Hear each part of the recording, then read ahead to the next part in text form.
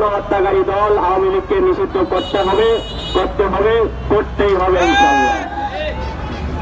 জুলাই বিপ্লবে আমার ভাই বোনদের প্রতিটি হত্যাকারী বিচারের আগে যদি কোনো নির্বাচনের ব্যবস্থা করা হয়, তাদেরকে কঠোর হস্তে দমন করার জন্য ছাত্র জনতা প্রস্তুত। ঘোষণাপত্রের ব্যাপারে আর কোনো যদি কিন্তু আমরা শুনতে চাচ্ছি না। ঘোষণাপত্র এই জুলাই বিপ্লবের দালিলিক প্রমাণ। এই দালিলিক প্রমাণ ছাড়া প্রতিটি বিপ্লবী আজ প্রশ্নবিদ্ধ। এই দালিলিক প্রমাণ আমাদের এই ঘোষণাপত্র অনতিবিলম্বে ঘোষণা করতেই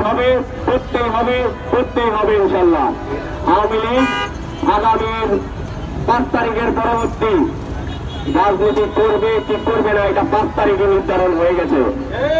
এটাকে বারবার প্রশ্ন তুলে আনার জন্য যারা এখন পর্যন্ত কাজ করছেন, তাদেরকে কঠোরভাবে দমন করার যে পরিকল্পনা আমরা করছি তা অব্যাহত থাকবে।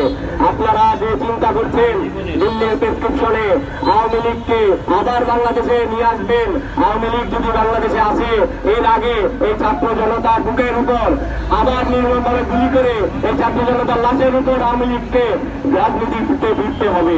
এই সরকার ব্যবস্থা এগুলো আমাদের রক্তের উপর দাঁড়ানো, আমাদের তৈরিকৃত সরকার যদি গণমানুষের আকাঙ্ক্ষা বুঝতে করতে হয়, তাহলে অতি দ্রুতই এই বাংলাদেশের আকাশে বাতাসে এখানে সেই জুলাইয়ের যে গন্ধ ছিল সেই গন্ধ আবার আসছে।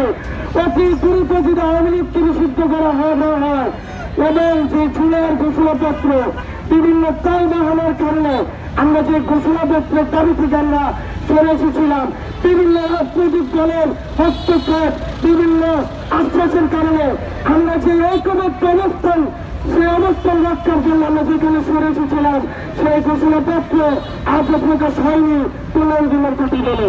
প্রত্যেকেই কোনো না কোনো ভাবে জুলুম নিপীড়নের শিকার হয়েছি।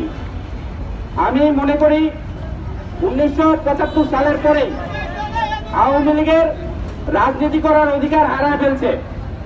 এরপরও বাংলাদেশের জনগণ 81 সালে শেখ হাসিনাকে দেশে আসতে দিছে এবং 96-তে সে আবার নির্বাচিত হয়েছে। আমি মনে করি আওয়ামী লীগকে আর কোন প্রকার সুযোগ দেওয়া উচিত না। আমরা তো দেখছি যে 75-এর পরে 96-তে আসার পরে কি হয়েছে এবং 2009-এর পরে কি হয়েছে। আওয়ামী লীগকে যতবার সুযোগ দেওয়া হয়েছে, আওয়ামী লীগ ততবারই শেখ মুজিবের বাকশাল কায়েমের চেষ্টা করছে।